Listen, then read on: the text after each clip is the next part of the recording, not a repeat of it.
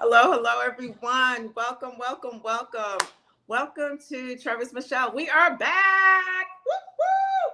I am so excited to be back, guys. You have no idea. Look, it's like things, it's just a blur, just a blur, just a blur. But you know what? It doesn't matter what you're going through in life. It doesn't matter um, how you're feeling and what other people say. It's how you show up. It's not even about how you get when you get to your success or to your journey or whatever it is that you think you're supposed to do, where you're supposed to be. It's how are you doing it on the journey, right? It's how do you feel about yourself. All right. This is Late Night with Travis Michelle. You know, I am your host, Travis Michelle. Oh, let me tell you, the hiatus was much needed for me to, as I was on my healing journey. For those of you who are new to the Late Night with Travis Michelle show, let me share. I just need to share with you right quick before our guest comes on. I'm so excited about that too. What we do here. Late Night with Travis Michelle is a place where we kick back, where we tell the ugly side of the backstory, which means we come on here and we talk about different topics. That we're going to have male guests, we have female guests, or even might have some kids on here one night. Yeah, some teenagers to talk about real topics. And it's at 10 o'clock at night because I'm not a daytime like host. You know, I want to be 100, as they say. My daughter says, I think you're not supposed to say 100 anymore, but real. I don't want to be authentic. I just want to be me. Okay. So we come on here at night. We put the chillins to bed. All right. This is our time every Wednesday moving forward. And you know, you have your glass. You know, I like bling. I'm real girly girl and all that other stuff. You can tell, like, you know, my eyelashes. What? I could wear eyelashes again. Yes. So I have my glass of water here, ice water, because I still have to make sure I'm hydrated. But you have your glass with your beverage of your choice. Sit back in your pajamas. Y'all can go ahead and have your bonnets on and your cute pajamas and all that. You know, me and the guests, we got to be looking cute. But guess what? On the bottom, I have my pajamas on too. So I'm right there with you. So tonight, we're going to be talking to one of my ride for lifers. I mean, let me tell you something. This woman is so special to me, right? Michelle Benjamin is, when I say warrior, it just puts a whole nother layer. You can say survivor, but we're talking warrior. We're talking about someone who puts herself first, right? Because she's always put everybody else first, but puts herself first, talks the talk, but walks the walk. And like I was saying before, those who don't know, I was diagnosed last November. A year ago, guys, can you believe it? A year ago, I was diagnosed with cervical cancer. That's right, curable. All right, hear that word, curable. And when I called and when I connected with Michelle and told her, first thing she said was, "Hey, it's Team Travis Michelle, let's go." And then she told me, she gave me all the tools I needed to get through this war, to be a warrior, not just a survivor, a thriver. And we have gone through stuff together, had surgery. She had surgery. I had surgery. It was just a hot stuff going on. But I'm going to let her tell you what her latest venture is and what's going on in her life. Michelle is a mother of two beautiful children, Offset and Harold. Of course, she's a sister and a daughter. And she also has the support of her husband, Harold. And when I tell you this is a team, this is a dynamic team. Not just talking about it on paper, like he puts the work in. But I don't want to get that. I don't want to tell you about that secret yet. You know, we'll get to that. All right. So, guys, go ahead, share this out, bring people in. Please come into the comments because I need y'all to talk to us. This is not about you just sitting there looking, okay, talking, you know, knowing how cute we look. It's about us engaging, having a good time. And I was just saying, girl, what? You were fighting cancer for a year? Absolutely. I said curable, right? Okay, so yes, yes, yes, yes. But I don't have to look like my journey. You don't have to look like your journey. So we're going to get into this. We're going to get into this because I have to get my girl up here. I'm so excited. So at this time, I'm going to introduce to some and reintroduce to others. I finally got that right. Oh my gosh, I remembered it. I've always wanted to say that. She is the CEO of the Warrior Project LLC, and she'll tell you all about that. In addition, she has her master's, and she's a certified mental health coach and advocate, as well as a mental health first aid responder. Yeah, I didn't even know they had those, did you? So when I tell you that she speaks out on stages on all levels in magazines and everything, y'all, you don't know who you got here. So go ahead, share this out with other people on your YouTube at Travis Michelle and on Late Night with Travis Michelle. At this time, let me bring on my ride for lifer, Michelle Benjamin. Hi, Queen. Good evening, good evening, good evening. How are you doing? Oh my goodness, we have these people I have to say hi to. Hello, Mavis. Hi, Shani. Thank you. Facebook user. I don't know who you are, but please put your name in there because if you haven't registered or given StreamYard permission, I can't know your name. But thank you so much for all of the positive feedback. So y'all make sure you keep sharing it out. So Michelle, what has been going on? Life. I've been, aside from being a mom and be working, I also am going back into treatment. Unfortunately, my cancer did return and it's more aggressive now. So I'm actually starting treatment this week. Um, but in all, just life. And finding new ways to deal with life. Um, I'm a firm believer that things happen for a reason, even at times when we get upset with each other, with ourselves about it. We all have an assignment on this earth. And sometimes we have to really take a minute to really realize what our assignment is and embrace it, the good, the bad, and the ugly. Exactly, exactly. Hi, Angelique. Um, Now, when you say that your cancer has returned, which cancer are you speaking of? Can you give us like stages for those who are looking to find out more information? So I was first diagnosed with stage 1 triple negative breast cancer in 2020. I went through a mastectomy, 15 rounds of chemotherapy. And then I had my other breast reduced in May of this year. Unfortunately, when they did that, they found cancer cells in that breast, which was different than the cancer cells in my right breast. So that was estrogen positive, but it was in stage 0. So stage 0 means that the cells were very micro small and they were able to remove the entire cell pocket that was there. By doing that, I wound up having to have my left breast removed. So basically, I had a double mastectomy just at 2 different times, and I had a reduction. Um, and I was in the clear. That was be the once that happened, the goal was you're in remission, cancer free, you can kind of move on with life. And then I started having these chest palpitations, feeling like really anxious and having anxiety attacks out of nowhere. And I had an upper respiratory infection and being persistent with my health.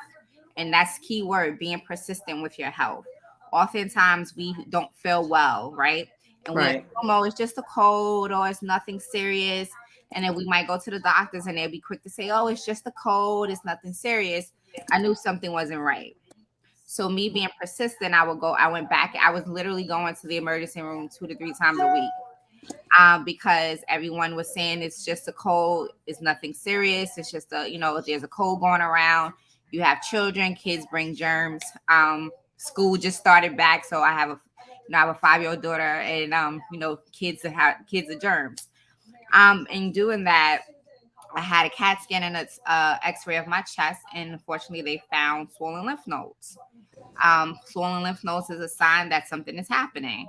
So from further doing a PET scan led to a biopsy led to, out of the 3 lymph nodes they saw, 2 of them came back positive for cancer, which means that the cancer is still active in my body and now is active in other places.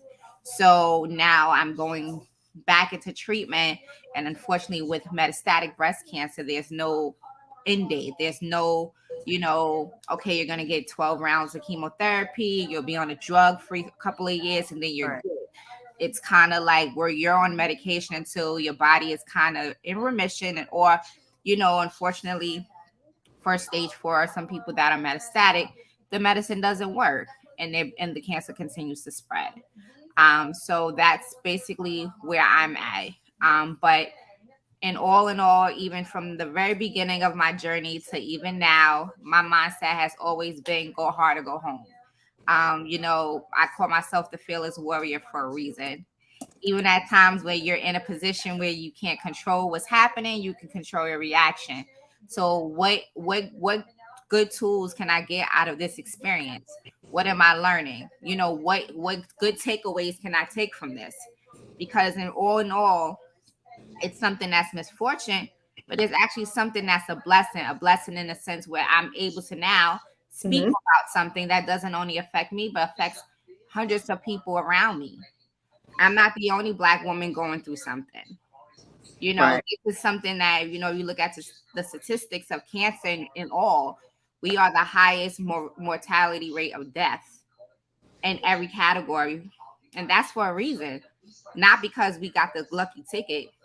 It's because there's something happening with us that needs to be spoken about.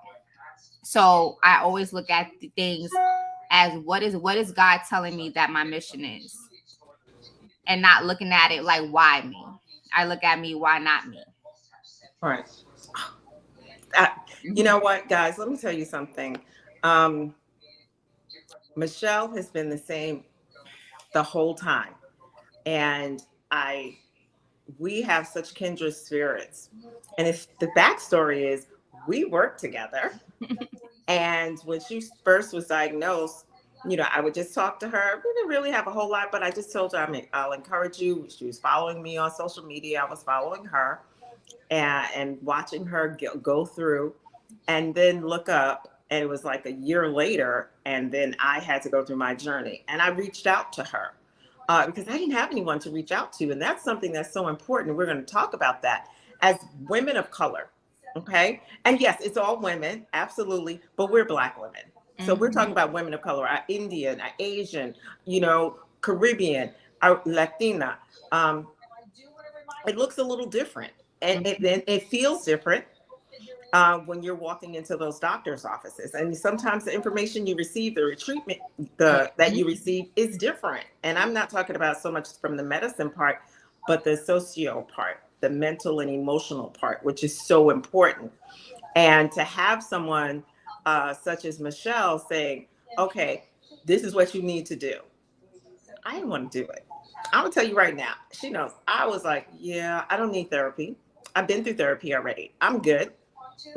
I'm gonna pray and act, not just sit back and pray now, because prayer without action, right? Faith without action is dead. But I'm gonna get through this. And Mhm. meanwhile, I didn't know what it would look like, what it would feel like, what it would smell like, nothing. And she says, this is what you're gonna do. You're gonna get a therapist.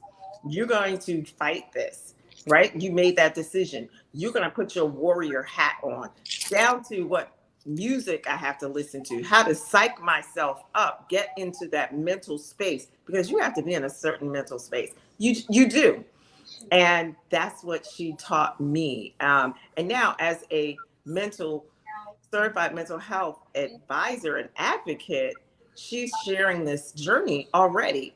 So we're going to go back and forth a little bit, but look, between the two of us, we go without brain fog sometimes and everything. This is how late night with Travis Michelle is. I don't follow that it has to be this order. No, this is free flowing. If you have questions, please put it in the comments about breast cancer, about any cancer in general, like how you're feeling, what to go through, resources, throw it in there.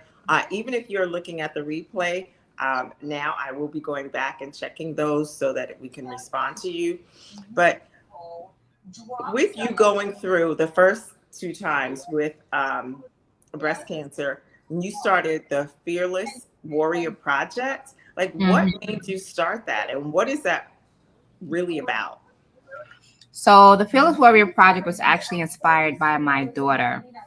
I have two amazing kids that wholeheartedly have my back, regardless of what. And oftentimes, my kids would, when I was home recovering from treatment, they will find things to kind of like keep me energized, keep me and alert, and not just laying around, feeling sorry for myself. So my daughter would usually dress up like a superhero, put her blanket on, and be like, "Mommy, let's play a superhero." And I took pictures of her, and it was an image of her with a superhero with her pajamas on, with this colorful blanket, and I just felt inspired of her imagination and knowing that she regardless of what was happening around her as a child, she might not have understood exactly what was happening, but she knew that she needed to give me power, and she was going to do it by any means necessary. So the Fearless Warrior Project was created right after I was diagnosed, because I felt that I went through that phase of why me. And I questioned a lot of things, and I had a lot of deep conversations with God because I needed to understand why me. I didn't have a family history of breast cancer. I'm the first woman in my family to have it. Why me? I'm 36 years old. I'm in my prime. I'm still trying to, be in these streets and have fun and enjoy my life. Why me? Right. And in order for me to be able to accept what was happening, I had to find the root cause of why it was happening. And the root cause in all reality was, why not you? What made you exempt? Oftentimes we see other people struggle and go, Right. I feel so sorry. Here, we're quick to give our sympathy to people, not realizing that we can be those people. Right. And sometimes we need to be checked. So it got to a point where, why not you? What made you different? You're no better than no one else. We work in a cancer hospital. We see children with cancer all the time. What make you different? What make you think that you are better or in a better position than that person not to go through that journey that person is going through? So now you're in that position. What are you going to do with it? Right. Are you just going to accept it and say, okay, I have cancer, I'm dying, I give up on life? Or are you going to take it and say, you know what? This is my opportunity to be different. This is my opportunity to lay the groundwork for people that look like me and speak up for people that can't. Yeah. If anything, if my time, and one thing I always bring to the forefront, and people are always scared to talk about, is death, right? But death is going to happen to everybody. So if my time on this earth is nearing, what do I want people to say when I'm gone? What impression or legendary impact am I leaving? Right. This is, and I tell people that all the time. When you hear cancer, you hear death, not realizing that you could go to sleep and not wake up. You can go outside and get hurt. So it's not always a disease that's going to take you out. But what are you doing with the time that you're given? What are you actually doing with the time that you're given? Because a lot of times we're wasting time on nonsense. Focus on the wrong things, the wrong people, and the wrong structure. So this was my opportunity to invest in Michelle, something that I have not done in my entire life. Invest in Michelle. What is Michelle's goals? What is Michelle's passion? And in finding that, I started the Fearless Warrior Project. I got involved with other organizations. I became a GHU certified mental health coach and advocate. I started speaking on panels and writing articles and talking about the emotional and mental side of dealing with trauma, the things that people don't want to talk about. How does it feel to lose your hair as a Black woman? How does it feel to make decisions to remove body parts without choice because you have to do it to survive? And be able to look at yourself in the mirror every day and still tell yourself you're beautiful. How to adapt to the new normal after cancer, because you're not the person that you once were. As much as you want to be, you will never be that person ever again. How do you learn to accept that? With your head up high. Right. How to, and I also coach people. How do you speak up for yourself at your doctor's appointments? How do you prove to your doctors that you are a person? Because oftentimes, especially for people of color, we are neglected and ignored. If we don't feel the strength to advocate for ourselves, we will accept whatever is told to us. Right. So and these that are research is so important. These are all things that have always been a part of me, but it was never pursued because I'm always pouring into everybody else's cup. And now this is my time to pour into my own. Because I had to look at it. You ain't got much time left here, sis. Your time is winding down. So you got to get it together. And you know what? I know people, some people are going to have feelings from Mhm. this interview, and that's okay. It's Mhm. okay to feel, because we need to. We're so busy being a society of not feeling and ignoring it and numbing ourselves. But when you hit it head on, whatever your challenge is, it makes it easier. When fear is a lot of times because of what the unknown, right? Mhm. And we still don't know. I'm going to tell you, every day we are dying. Your cells are dying off every single day. Everyone has an expiration date. We just don't know what it is. However, when you've given a cancer diagnosis, it brings it to your forefront of your mind, because you're otherwise thinking, well, I got time. I'll retire 65, 100. But guess what? There are so many cancer warriors that have stage 4, have metastatic breast cancer, and they're still around. It's not like, oh, you have a month to go, and no, it's not like that.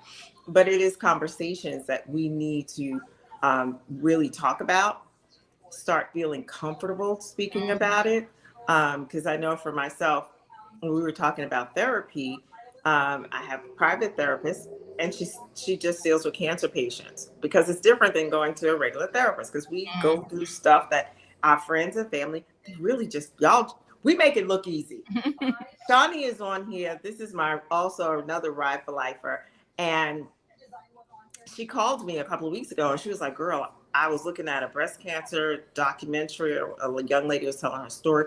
She says, you made it look so easy. I just didn't know what Mhm. you were really going through. Even though, yeah, I had cervical cancer, but cancer is cancer. It's like being pregnant, right? You're pregnant. And but how do you go through your journey? That's what really is key. And we need to see more people like you, who are going through their journey and their challenges in life, not hiding it, Mhm. but not staying stuck in the woe is me. And Yep. don't worry, let me tell y'all, Michelle and I have our days, Yep. okay? We call each other, be snotting and everything. Y'all don't understand. But we understand how we're feeling, and we allow each other to speak. And it's not, oh, that's okay because I'm uncomfortable. Don't feel that way. It's going to be all right. No, go ahead and feel, Yep. because you have to, so that you can now shed those feelings and get back in the fight. Yep. But everybody has to be fed. Everyone has to stop and get your tools together, sharpen your tools again. Mhm. And it's so exciting that you have been the face, because you don't have the magazine there, but she has been the face. I do. Oh, you do? I did find it. I You did got it. find it. And Mhm. that's at Memorial Sloan Kettering Cancer Center. So when you go to the breast center, her Or face is any there. site. It's at all the sites. And it's on all the sites, it's on their websites. And let me tell you, this is huge. As a woman of color, as a Black woman, Mhm. it's huge. We ain't gonna go into all that, but I'm gonna say it's huge. And she's there because she let her voice be heard, Mhm. right? And everyone has a decision as to where they go for their treatment. She went to Memorial Sloan Kettering. I went to New York Presbyterian Columbia for mine, right? But the thing is, we have people, you have to go where you're comfortable, not knocking anything. But some people like Louis Vuitton. Some folks want to wear red bottoms. Some people like wheat Mhm. bread. Some people like white bread. You have to go where you're comfortable. And I wanted to talk a little bit about that, because Mhm. when a doctor, you were sharing with me today on the phone that we need to be our advocates, which we know, but just because the doctor tells you this is what the treatment is, you need to come in armed that you also have looked up different treatments. So would you Mhm. want to talk a little bit about that? Yeah, so when I found out that my cancer had advanced, I started looking at different options because I am triple negative breast cancer. The options are very limited. Triple negative is one of the most aggressive forms of breast cancer because one, they don't know how I started, and it's still being researched. So a lot of the drugs and stuff are in research stage.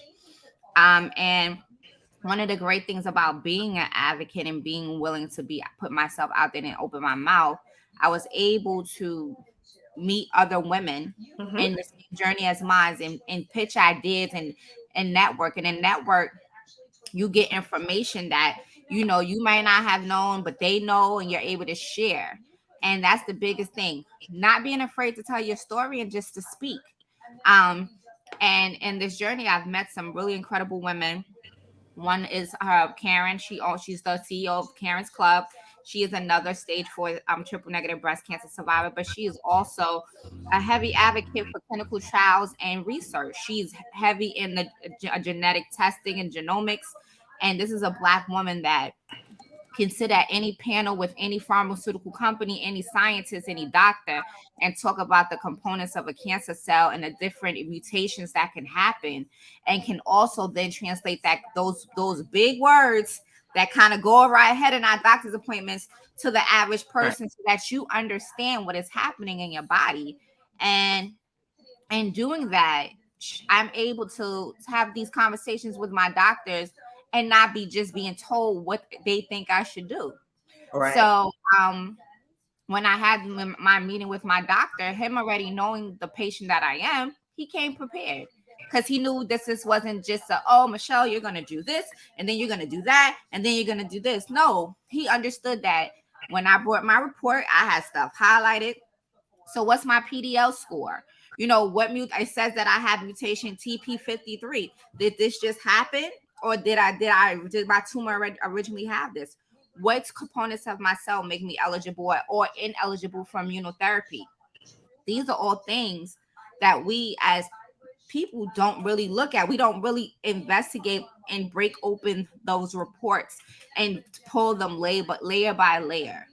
Right. And it's really important that even if you don't understand it, not to be scared of it, because the reality of this is your life. It is. And oftentimes, some people are not going to give you the tools that you need to survive. One thing we have to always remember is that health is a business. Cancer is a business. If you're not sick, there's no business, right? So you can't assume that everyone has your best interest at heart. You have to always look at people with the second and third eye, because regardless of how cool they might seem to you, this is your life, not theirs. Mm-hmm. And they seek patients like you all day long. So the reality of it is, you have to be able to let them know I matter, and you're going to invest real time in me, not just the 30-minute slot that I've been scheduled for. So, you know, and one of the biggest things is that as Black women, we are not represented in clinical trials. You know, in breast cancer alone, Black women are 40% more to die from breast cancer than any other ethnic group. Cancer doesn't discriminate. So what makes white women's breast cancer different than Black women's breast cancer? Why are we dying at a higher rate and they're not? These are all key things that you need to bring to your conversations with your doctors. If your doctor is not talking about clinical trials, then you need to find a new doctor. Because at the end of the day, these are all options that are being presented in the cancer world. And you need to make sure that your doctor is fully invested in giving you the best treatment option possible. And if they're not willing to, like, even I love my doctor to death, but when he told me, oh, well, you know, you're not eligible for certain clinical trials because you haven't been treated for metastatic breast cancer, you're a new case, or the hospital doesn't have it. I said, okay, then I'll go to the hospital that does. I have no problem breaking up that relationship. And that's so important. You know, right, it's just a relationship. That's Michelle, that is so key. Did you hear what she said? Oh, when the doctor tells us something, we're like, oh, well, that's all we have. And, you know, some of it is because that's what our parents did, right? And that goes across all socioeconomic. The doctor said it. Oh, my gosh, it must be the only way. And it's true. No, we ask questions. Asking questions, even if you don't even know the questions to ask, but just ask questions is so important. But you have to be willing to walk away, right? You have to be willing to say, and I don't mean walk away with before you find someone else, but to do that research and say, well, they're doing this over here, so maybe that's where I need to be. You have to also self-advocate. It's important. Now, I'm going to share, it is true. When people hear cancer, they hear death, right? When they told me that I had cervical cancer, and I'm just really talking about the stage. I always say the numbers and it goes over people's head. I was like 3B, 3C. Well, there's only 4. Mm-hmm. So people were assuming, that it was early stage. No, it wasn't. But I had to be in that fight. We have to make up in our mind what we're going to do. And you have to have other people with you.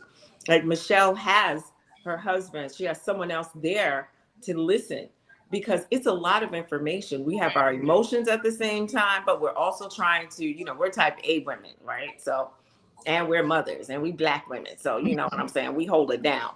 But when you're going through this, you need to have someone else also listening in, taking notes for you, asking questions that you thought you had a lot of the questions or all of them, and then they can pop up with other things. So Mm-hmm. as Black women, we have to speak out. And, and I know there are so many people that I'm meeting that Michelle meets as well. And once we start talking to them, oh yeah, you know what? I'm a cancer warrior. And you're looking at them like, what?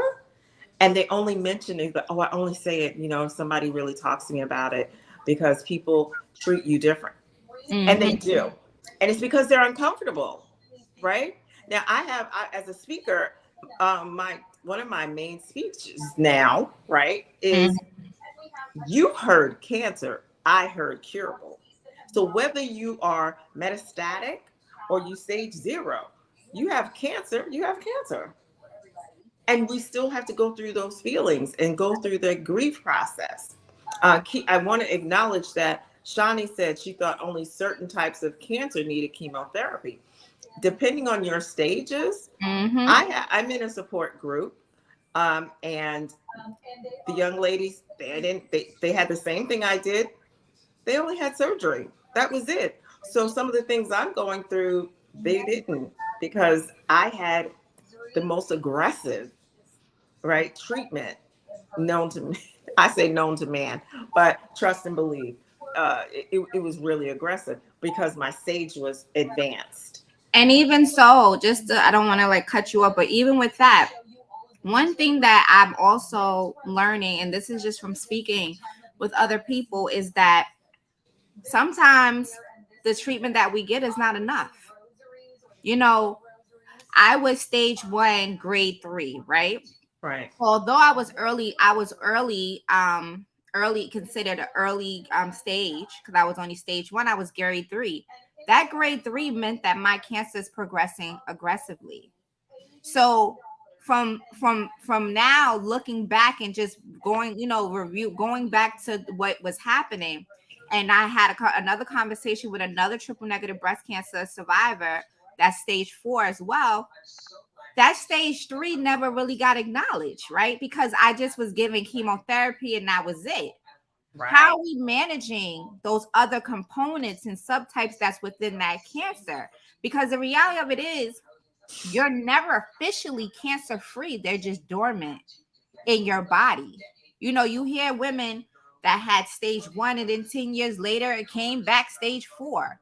You hear about it. And so why is this happening? It didn't just disappear. So Right. those are also conversations that need to be had. Even now, I consented to be in a clinical trial. My doctor found a clinical trial for me to be in and got it approved by the hospital to make sure that, it was, because I was ready to jump ship. I don't care. Right. Love you, but I gotta go. But the reality of it is that when you in a clinical, even when you're in a clinical trial, it's no guarantee you're gonna get the clinical drug. It's randomized, right? Right. So if it's randomized, how does that work? That has to also be explained.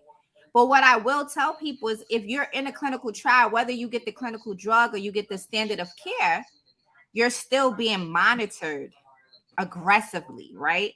So in all of the years, almost 3 years that I've had cancer, I've never got this much aggressive treatment and assessments done. I got all of this done solely because I'm being registered for a clinical trial. I had a whole body scan.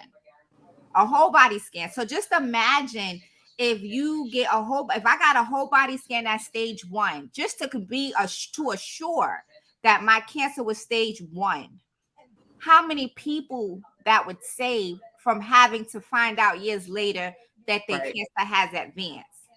Because oftentimes our doctors get this mindset, we're giving you the standard of care for your grade, for your type. Right. Oh, you're stage 1. You don't need to have a full body PET scan, or you don't need. No, these are things you need to have. I need to make sure that I don't have it anyplace else. Yeah. Period. And I want to that is so important. Mm-hmm. That is such a good point, because with my treatment, well, I had to have everything. Just like Michelle, I had everything thrown at me. They told me that. And as my a registered nurse, my profession, I'm like, okay, and I'm working in oncology and with patients for years. I understand. I get it. It's grueling. It's going to be a lot. I didn't know what grueling meant. I really didn't. This is just a whole nother level of fight. Mm-hmm. And but I was still mentally prepared that I just had to fight whatever it was. And so I had my radiation. Look, let me tell you, y'all can go back and look at my IG, because Michelle, when I had to ring my bell, and I had supporters, different people at different times would come with me or what have you. And she's like, you can't go by yourself. I said, girl, I got this. Now I was weak as crap, but we're strong, because I can do this. I can ring my bell by myself. She was like, no. Let me tell you something. Michelle kept a secret from me. She says, I'm going to meet you there. And I'm like, no. Well, first of all, it takes me 3 hours to get there, because it's 2 hours of prep time just for me to get up, get showered, get to my car and start it. 2 hours in the morning. And so when I got there, she's like, oh, you have to do TikToks. I'm looking at her. I was like, okay. One was 30 seconds, one was 40 seconds. I swore, I told her, what did you make me do this for, like 5 minutes? It seems like it went on forever. I had to sit and wait before I could have my last treatment, because I couldn't even walk to the treatment room, right? But she was determined. And I can tell you, when I rang that bell, it felt so good. But I was told that would be it.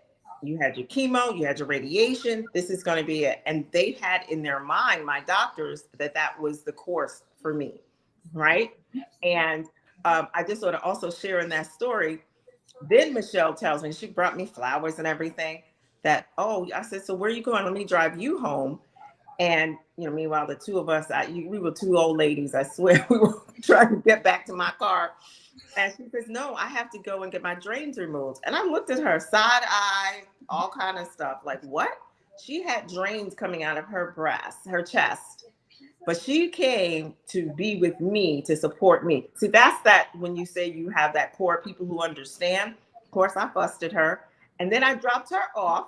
I was at New York Presbyterian, drove her over to MSK, Memorial Sloan Kettering, so she could have her drains removed. And I went home so I could pass out. Now, because that was supposed to be the end of my treatment, and I just I was really in prayer. I was speaking to Michelle, I was speaking to other people. I was still doing my research. And my family's like, that's good. You don't have to have surgery, Mom. That's good. They were so happy, because the surgery is like no joke. Okay. Mm-hmm. But I kept saying, God, and I did.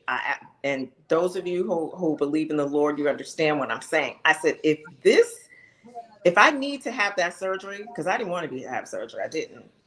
Please don't let the pain go away, because if you are pain free, there's nothing going on. The insurance plays a key too. Mm-hmm. They can't justify having the surgery. And I swear to you, I kept having this pain. It wouldn't go away. I wasn't making it up. I said, God, I hear you. And one thing I can say, you need to have doctors, your doctors, they have to hear you. Mm-hmm. Not just listen. No, they need to hear and listen with understanding. And she goes, now I'm smart, but I'm going to put you before a board. They call it an M&M board, and it's other gynecological doctors. And they were like, nah, because if she's still having some pain, something's going on. Because cancer, it said everything was gone, Mm-hmm. but for some reason, she's still having pain. We can't go backwards and say 6 months, a year from now. Well, we should have. So I went ahead and had the surgery. So what Michelle is saying is so true. You have to advocate. You have to say, don't, well, they said I don't have to. And mentally, I was done. I really wasn't, I didn't want to have surgery. I was done. I was done. I was done. I thought. But I knew because of Michelle being in my corner, because of her being such an advocate, she's like, you have to tell them.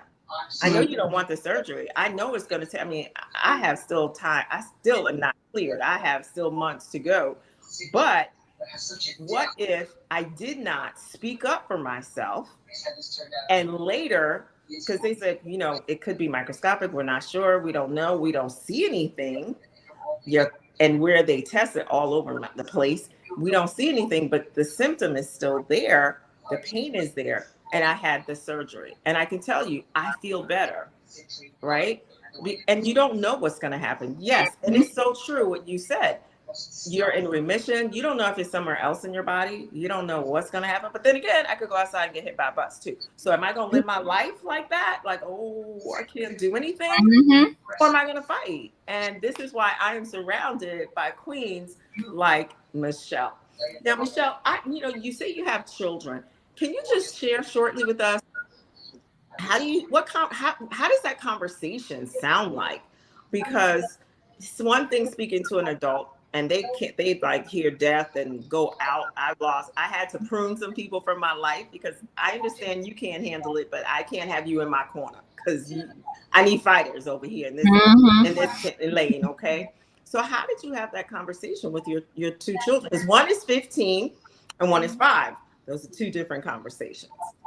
Yeah, well, my son, one thing I will always tell people that have children is don't think that your children are never going to understand, that they're not paying attention to what's going on around them. They're very smart. So as much as you can speak in code, try to hide stuff from them, they will find out. And I would never want them to interpret things on their own. So for my son, once I knew for sure what was happening, his dad and I sat him down and we broke it down to him and told him the real deal, what was happening, especially in the very beginning at the time when I was first diagnosed.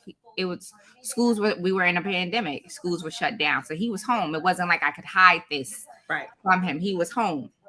And one of the things that I love about my family, especially my husband, is, regardless of whatever marriages go through, we are a family unit. And what I mean by family unit is that I prepared things and I always tell people I put the chess pieces in place so that the game could be played without me being present.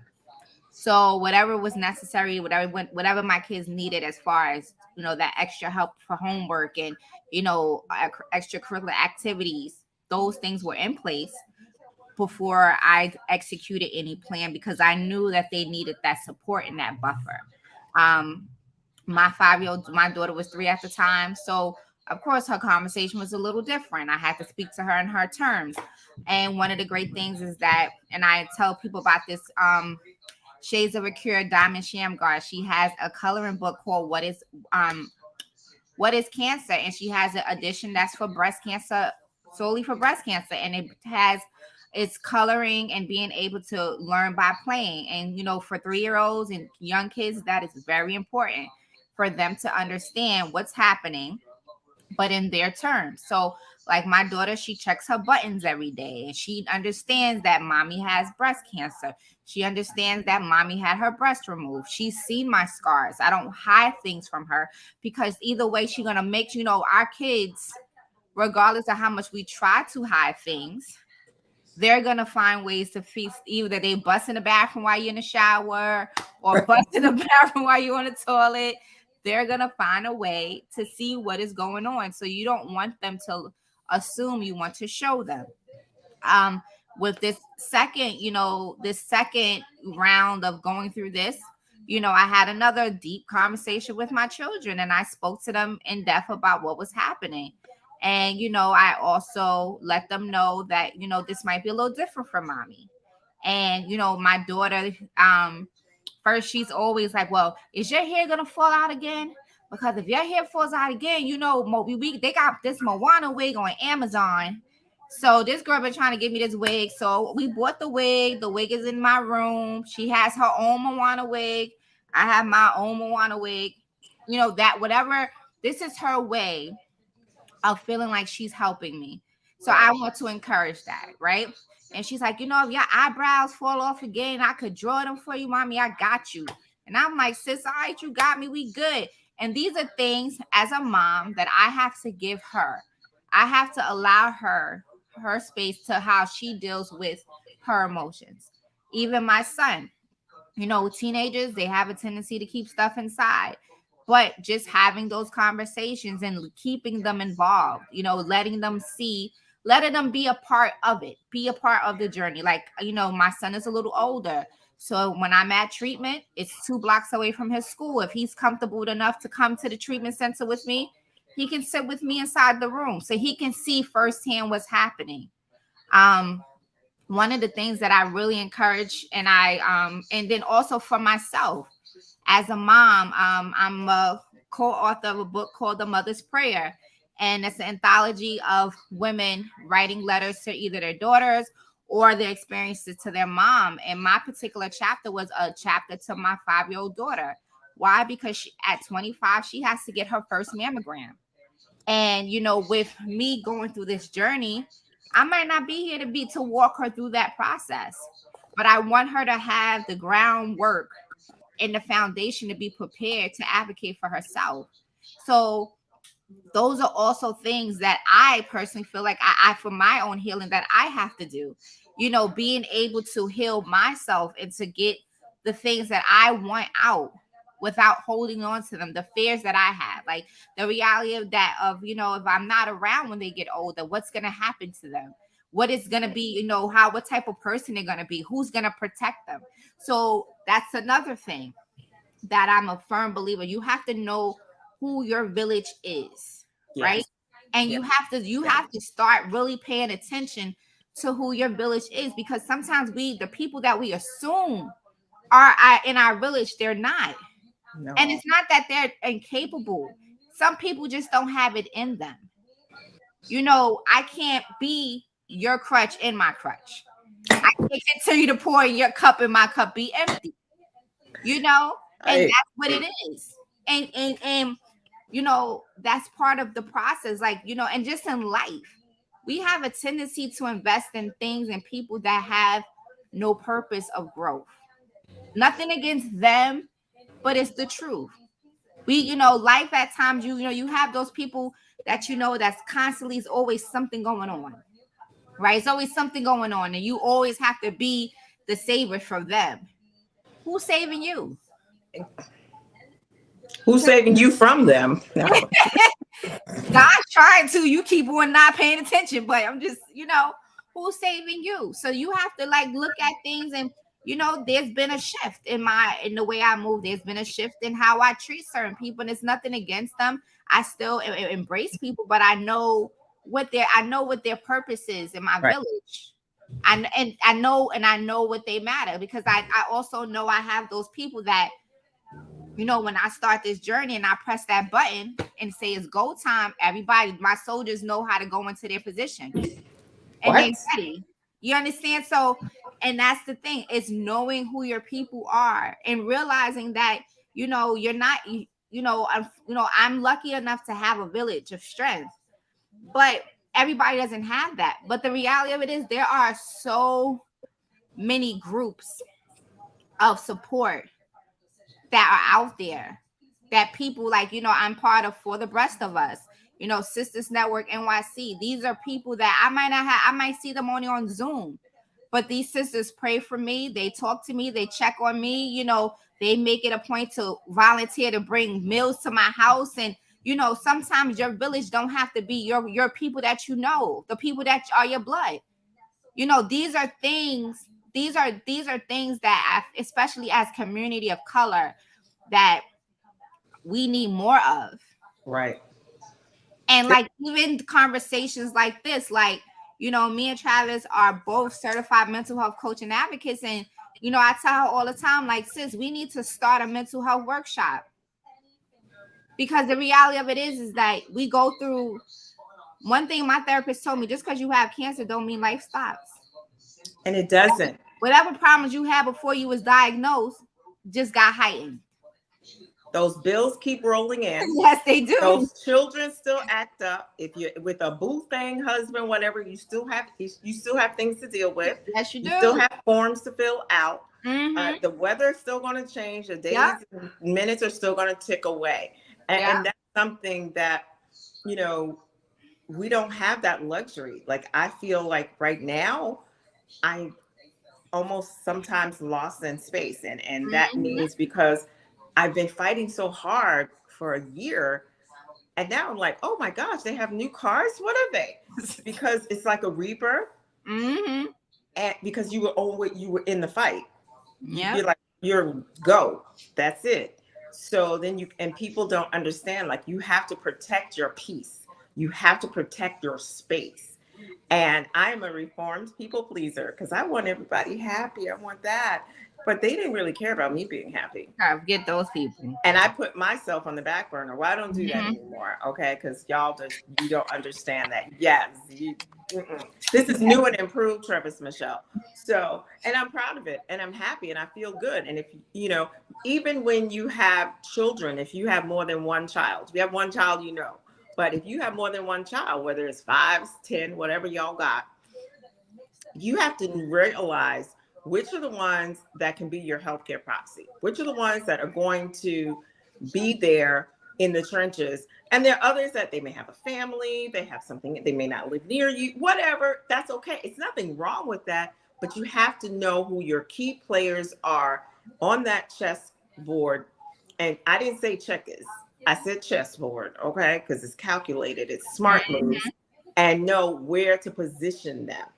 And the same thing with your friends. I had to prune people. They didn't know they were pruned. I didn't have to have a conversation. Well, I'm going to prune you from my life. You know what? I stopped calling. And when I stopped calling, I was like, well, they weren't calling me. So you know what? Bye. Let me go ahead and take you out of my phone book as well. Right.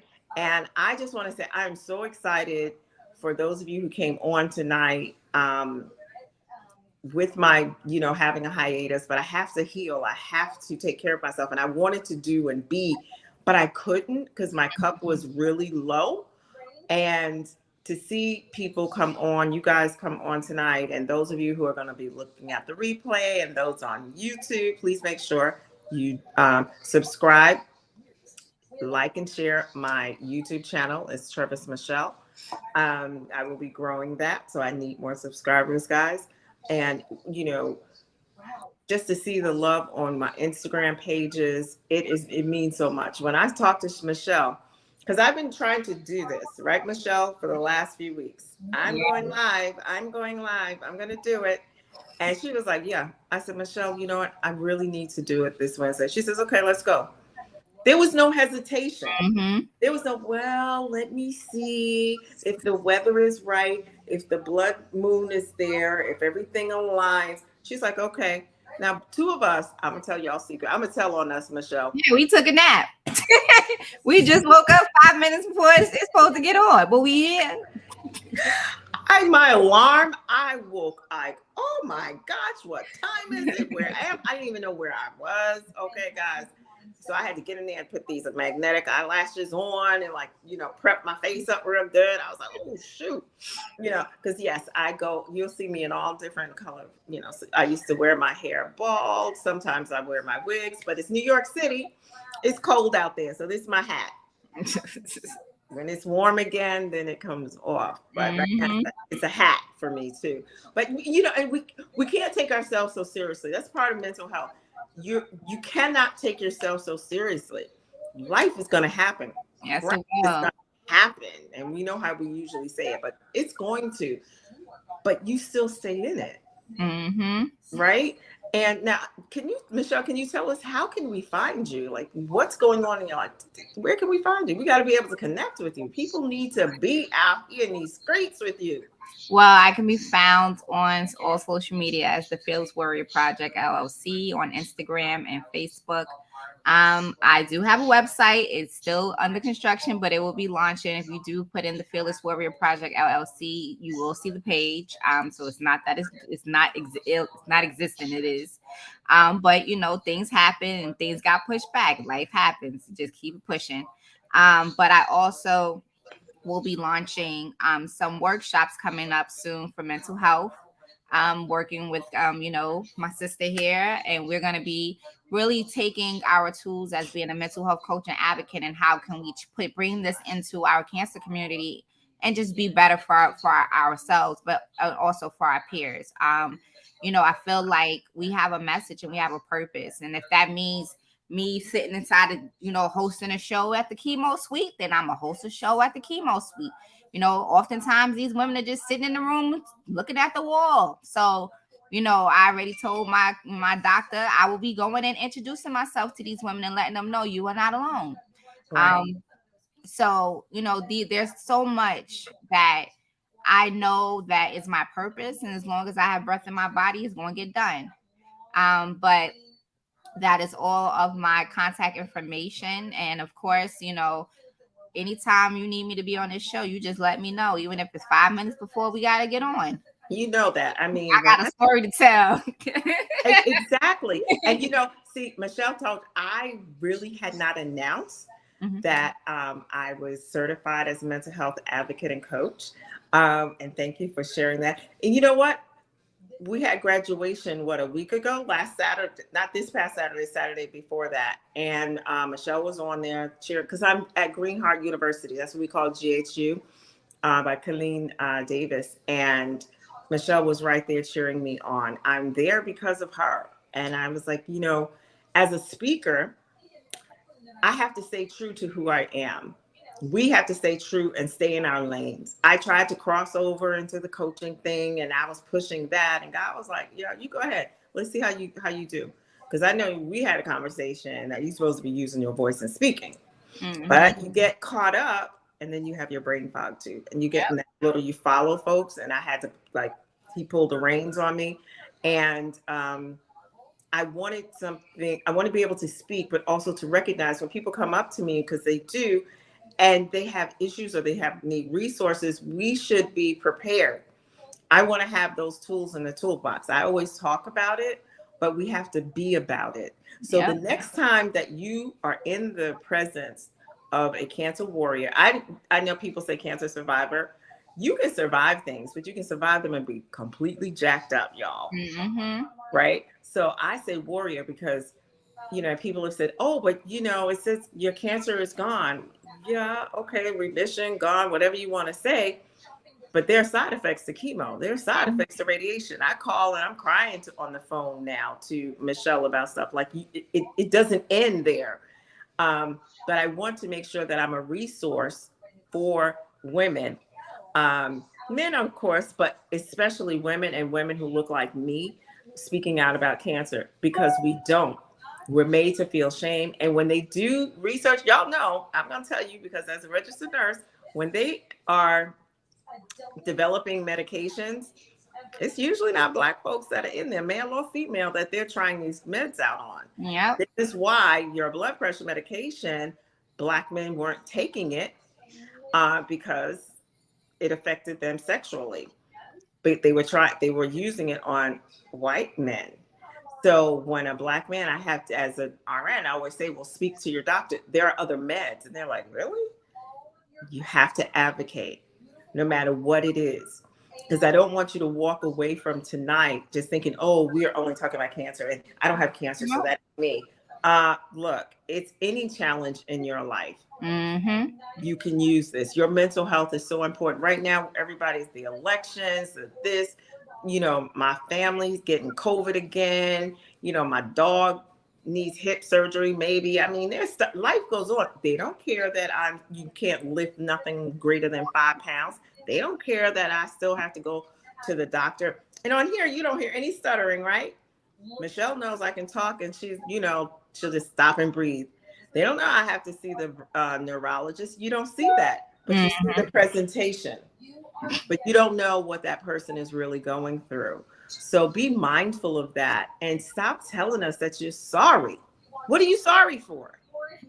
Thank you. Really, what are you sorry for? I can say that as a warrior. What are you sorry for?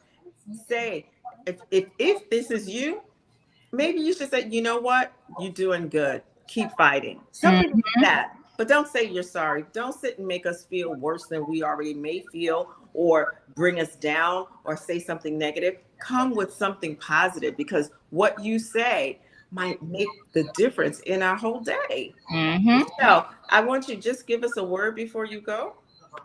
Oh, let's see. What famous word am I going to use today? It is okay to say no.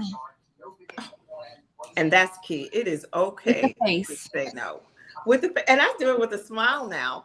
Yeah, I do. You see my little blush I put on here and everything. Or, and some people are uncomfortable saying no. Well, that doesn't work in my plan right now. There No, are other ways to say say no. no. Let me tell you. Everybody's not comfortable, so I'm just giving y'all some options. Mm-hmm. But no is a complete sentence, period. No. No. What is Exactly. So you are going to hear more. Next week, the surprise is, yes, Harold, Michelle's husband, and my son. I don't want to go. See, now I'm going to, woo, I was good, girl. I was good. You don't want the These magnetic lashes, out y'all. to get connected. You know what I'm saying? I don't want them, the little lashes to come off. They're going to be on, because November is Caregivers Month. Caregivers Month. And I want people to hear from men. These are Black men, and they're caregivers.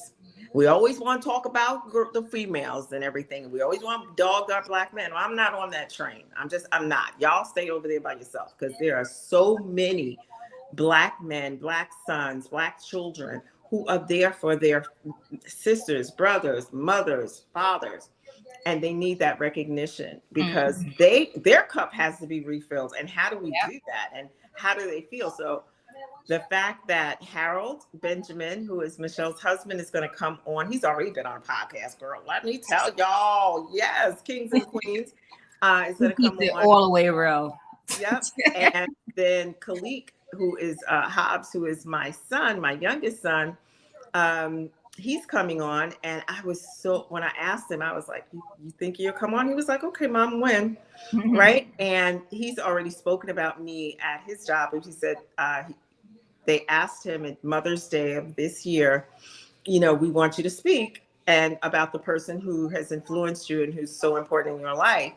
And he chose me. And there were over 600 people that he spoke in front of in his job, via Zoom.